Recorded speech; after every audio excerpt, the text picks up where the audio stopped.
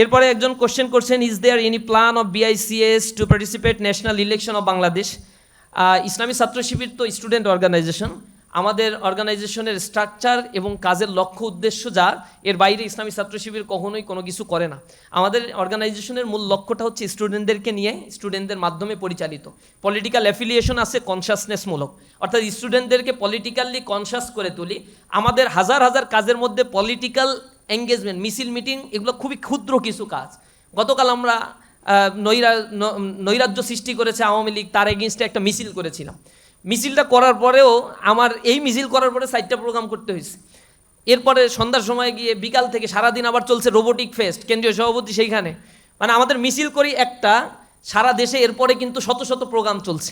আমাদের যদি প্রোগ্রামের পার্সেন্টেজ হিসাব করেন, তাহলে 100%-এর মধ্যে 10% হয়তো পলিটিক্যাল এঙ্গেজমেন্ট আমাদের আছে।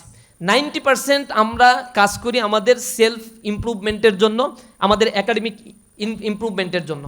সুতরাং পলিটিক্যাল অ্যাফিলিয়েশনটা আমাদের নাই, কিন্তু পলিটিক্যাল কনসাসনেস এবং যে কোনো ধরনের ক্রাইসিসে আমরা রাস্তায় দাঁড়িয়ে প্রতিবাদ করি আমাদের স্টুডেন্টদের নিয়ে।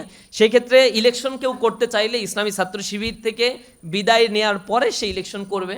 এবং হোপফুলি বাংলাদেশে এবার সাবেক ছাত্র শিবিরের যারা দায়িত্বশীল ছিল, কেন্দ্রীয় পর্যায়ের লিডার ছিল, তার মধ্যে 280 জন এবার ইসলামী ছাত্র শিবির সাবেক যারা ইমিডিয়েট বিদায় নিয়েছে বা নিকট অতীতে বিদায় নিয়েছে, তাদের মধ্যে এবার ইলেকশন করবেন।